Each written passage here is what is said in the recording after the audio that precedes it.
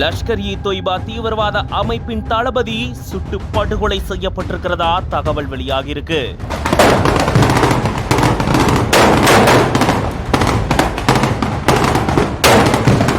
சொன்னதை செய்து காட்டியிருக்காரு பிரதமர் Modi.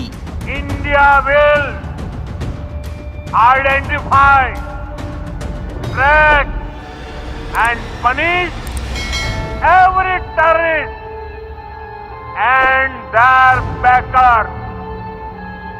We will pursue them to the ends of the earth. தீவிரவாத தாக்குதல் பின்னணியில் இருக்கக்கூடிய ஒருத்தரையும் விடமாட்டோம், இந்தியா பதிலடி கொடுக்குன்னு சொன்ன அடுத்த நாளே இப்படி தீவிரவாத அமைப்பின் தளபதி சுட்டு கொலை செய்யப்பட்டிருக்காரு.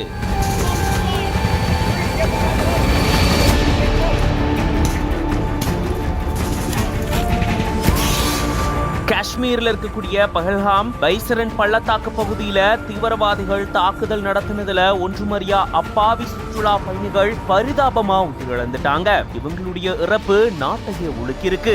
இந்த சூழல்ல இது தொடர்பா இந்திய அரசு அதிரடி நடவடிக்கையை மேற்கொண்டிருக்கு. இந்த தாக்குதல் பின்னாடி லஷ்கர்-இ-தொய்பா தீவிரவாத அமைப்பு இருக்கிறதா சொல்லப்பட்டிருந்த சூழல்ல அந்த அமைப்பினுடைய தளபதி சுட்டு கொலை செய்யப்பட்டிருக்கிறதா கூறப்படுது.